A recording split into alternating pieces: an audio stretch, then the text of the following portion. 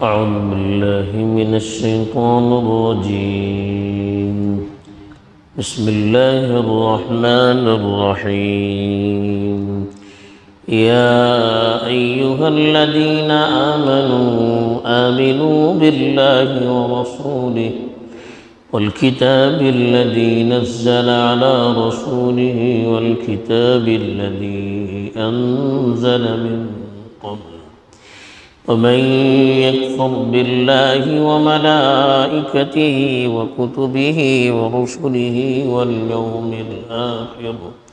فقد ضل ضلالا بعيدا.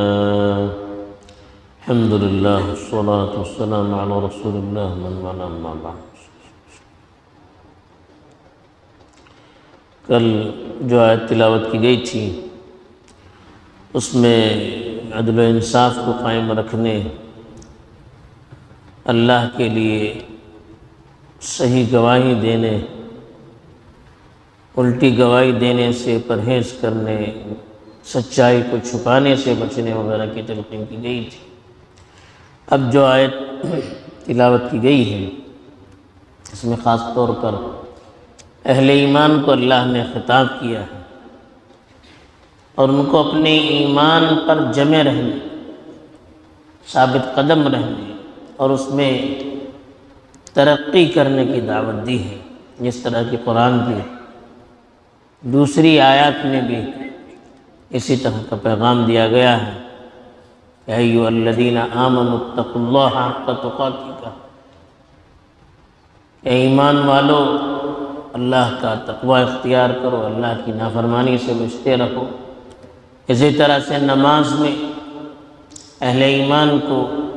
ہر رکعت میں اہدنا الصراط المستقیم صراط الذین انعمت علیہم غیر المغضوب علیہم ولا الضالین، اس کے پڑھنے کی تاکید کی گئی ہے، ہدایت مانگنے کی، ہدایت پر جمع رہنے کی تلقین کی گئی ہے. اسی طرح سے اس آیت میں بھی اللہ تعالیٰ نے اہل ایمان کو اپنے ایمان کے پختہ کرنے، صحیح طور پر ایمان لانے کی تلقین کرتے ہوئے اس کی کچھ تفصیلات بیان کی ہیں جن کے بغیر ایمان مکمل نہیں ہوتا ہے. چنانچہ ارشاد ہے یا ایھا الذین آمنوا، اے ایمان والو، آمنوا باللہ ورسولہ، اللہ اور اس کے رسول پر ایمان لاؤ. حالانکہ ایمان والے وہی ہوتے ہیں جو اللہ اور اس کے رسول پر پہلے سے ایمان لا چکے ہوتے ہیں، لیکن پھر بھی ان کو خطاب کر کے دوبارہ کہا جا رہا ہے کہ اللہ اور اس کے رسول پر ایمان رکھیے، یعنی جس طرح سے ایمان رکھنا چاہیے. جیسے بعض منافق تھے، زبان سے ایمان کا اظہار کر دیتے، دل سے ایمان ان کے اندر داخل نہیں ہوا تھا. ان سے بھی کہا جا رہا ہے کہ آپ سچے پکے ایمان لے آئیے، ظاہری ایمان پر اکتفا نہ کیجیے. جو مومن تھے لیکن ذرا کمزور ایمان تھا، ذرا سا ڈاواڈول تھے، ان کو اور پختہ کرنے کے لیے کہا گیا. جو پکے مومن تھے ان کو اپنے ایمان کے بڑھانے کی دعوت دی گئی کہ مزید پختہ ایمان لے آئیں، اپنے ایمان کو بڑھاتے رہنے کی فکر کریں. اللہ پر ایمان لانے کا مطلب اللہ کی طاقت، اللہ کی صفات جو ہے، ایک ایک صفات پر غور کر کے اپنے ایمان کو بڑھانا ہوتا ہے. اللہ نے جو احکام ہمیں دیے ہیں، ہر حکم پر ایمان لا کر اپنے ایمان کو مضبوط کرنا ہوتا ہے، اس پر عمل کر کے اپنے آپ کو پختہ کرنا ہوتا ہے. جتنا ہم غور کرتے رہیں گے، جتنا ہمارا عمل بڑھتا جائے گا، الگ الگ شعبوں پر ہمارا ایمان بڑھے گا، الگ الگ شعبوں پر ہمارا عمل بڑھے گا،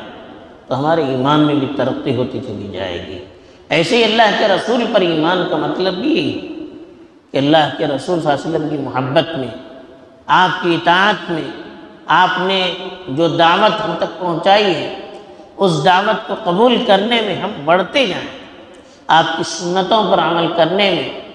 اس پر کامیابی کے یقین میں ہم اپنے آپ کو بڑھاتے چلے جائیں. جتنا ہم بڑھاتے چلے جائیں گے ہمارا ایمان بڑھتا جائے گا. تو اسی لیے کہا کہ ایمان والو ایک معیار پر آپ اکتفا نہ کیجیے، ظاہری ایمان پر یا مجمل ایمان پر یا کچھ شعبوں پر ایمان پر اکتفا نہ کیجیے، بلکہ اپنے ایمان کو بڑھاتے رہیے، اللہ پر ایمان میں بھی، اللہ کے رسول پر ایمان میں بھی، والکتاب الذی نزل علی رسول، اس کتاب پر جس کو اپنے رسول پر تھوڑا تھوڑا کر کے نازل کیا۔ قرآن مجید ایک بارگی نازل نہیں ہوا، نزل کہتے ہیں تھوڑا تھوڑا کر کے 23 سال کے عرصے میں جیسے جیسے حالات پیش آئے، ضرورت پیش آئی، واقعات پیش آئے، اسی کے مطابق اللہ نے قرآن مجید کو نازل کیا۔ کہا کہ اس کتاب پر بھی ایمان لائیے، ایک ایک جز پر ایمان لائیے، ایک ایک حکم پر ایمان لائیے، یقین بڑھائیے، اس پر اطمینان کو بڑھائیے، عمل کرنے کی کوشش کیجیے، غور کیجیے، جتنا غور کریں گے اتنے نکات اللہ نکالیں گے، اتنا یقین اللہ بڑھائیں گے، اتنی قرآن سے محبت بڑھ جائے گی، اتنا تعلق بڑھ جائے گا، اور قرآن کی گہرائی سے ہم واقف ہوتے چلے جائیں گے، قرآن کے اسرار، اس کے رموز، اس کے احکام کھلتے چلے جائیں گے۔ جتنا بڑھے گا اتنے ایمان کے اندر اضافہ ہوگا، اتنے یقین کے اندر اضافہ ہوگا، اتنا عمل کے اندر اضافہ ہوگا، اتنی دعوت کے اندر اضافہ ہوگا۔ تو اس لیے کہا کہ ذرا سے ایمان پر اکتفا نہیں کرنا ہے، بڑھتا جانا ہے، تعلق بڑھاتے جائیے اللہ کی کتاب سے،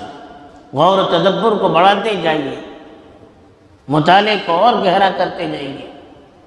تعلق کو مزید جوڑتے جائیے۔ تو اس لیے کہا کہ اللہ کے رسول پر جو کتاب اس نے نازل کی ہے اس پر بھی اپنا ایمان بڑھاتے جائیے، ایمان لاتے جائیے۔ والکتاب الذی انزل من قبل، اور اس کتابوں پر بھی جو اس سے پہلے اس نے نازل کی، قرآن مجید سے پہلے جو کتابیں نازل کی گئی ہیں، توریت ہو، انجیل ہو،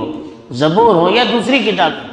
ان پر مجملاً ایمان لانا ضروری ہے، اس لیے کہ وہ کتابیں اپنی تفصیلات کے ساتھ اس وقت صحیح حالت پر باقی نہیں ہیں۔ تو اس لیے مجملاً یہ کہ یہ کتابیں اللہ کی طرف سے نازل شدہ ہیں، اس پر بھی ایمان لانا ضروری ہے۔ اگر کسی ایک کتاب پر ہم ایمان نہیں لائیں گے ہم مومن نہیں ہو سکتے، جیسے قرآن کی کسی ایک آیت پر ہم ایمان نہیں لائیں گے ہم مومن نہیں ہو سکتے، اللہ کی کسی ایک صفت پر ایمان نہیں لائیں گے ہم مومن نہیں ہو سکتے، اللہ کے رسول کی کسی حکم پر ایمان نہیں لائیں گے ہم مومن نہیں ہو سکتے، ایسے ہی کسی ایک کتاب پر ہم ایمان نہیں لائیں کہ ہم مومن نہیں ہو سکتے۔ خاص طور پر بعض اہل کتاب جو اسلام لا چکے تھے انہوں نے کہا تھا کہ ہم آپ پر، آپ کی کتابوں پر، موسیٰ پر، ان کی کتاب پر اور عزیر پر ایمان لاتے اور کسی پر ایمان نہیں لاتے۔ ان سے بھی کہا گیا کہ ہر کتاب پر ایمان لانا ضروری ہے،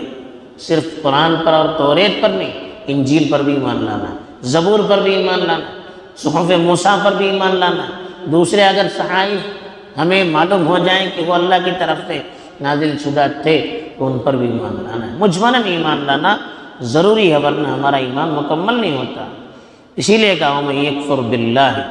جو اللہ سے کفر کرے، اللہ کا انکار کرے،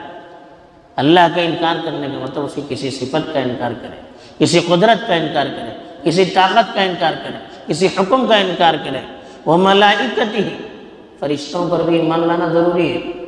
اگر کسی ایک فرشتے پر بھی ہمارا ایمان نہیں ہوگا تو ہم مومن نہیں ہو سکتے، اس لیے کہ فرشتے اللہ کے دین کو ہم تک پہنچانے والے ہیں، اللہ کے احکام کو ہم تک پہنچانے والے ہیں۔ اگر ان پر ایمان نہیں لائیں گے تو پھر اللہ پر ہمارا ایمان کہاں مکمل ہو سکتا ہے؟ تو اس لیے سارے فرشتوں پر ایمان لانا ضروری ہے،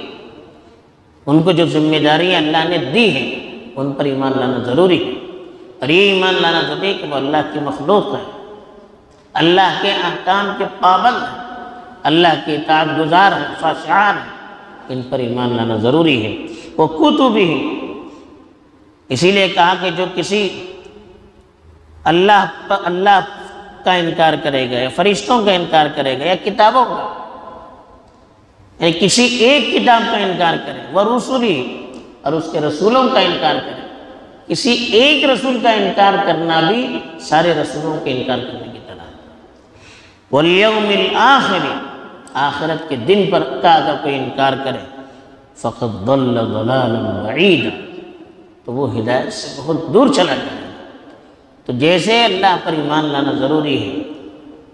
تو اللہ کی ساری صفات پر بھی ایمان لانا ضروری ہے۔ کسی ایک صفت کا انکار کرے، کسی ایک فرشتے کا انکار کرے، کسی ایک کتاب کا انکار کرے، کسی ایک رسول کا انکار کرے، یا قیامت کا حساب کتاب کا انکار کرے، تو وہ آدمی مومن نہیں ہو سکتا۔ ان ساری چیزوں پر ایمان لانا ضروری ہے، جیسے ہمیں ایمان لانے کے لیے کہا گیا ہے اس طرح سے ایمان لانا ضروری ہے، ورنہ ہم مومن نہیں ہو سکتے۔ بہرحال اس آیت کے اندر ایک تو اپنے ایمان کو بڑھانے کی تلقین کی گئی اور اس کی تفصیلات بتائی گئی، اور دوسرے ایمان کے شعبوں کو بتایا گیا کہ کسی ایک اگر ایمان کے ہم جز کا انکار کریں گے جن پر ایمان لانے کے لیے کہا گیا تو پھر ہم مومن نہیں ہوں گے۔ تو انہی تفصیلات کے ساتھ ہم اگر ایمان لاتے ہیں تب ہم مومن ہیں، ورنہ ہم مومن نہیں ہو سکتے۔ اللہ تعالیٰ ہمیں ایمان کے ہر جز پر یقین کی دولت نصیب فرمائے اور اپنے ایمان کو بڑھا کر اعلیٰ درجے تک لے جانے کی توفیق دے۔ آمین۔ وآخر دعوانا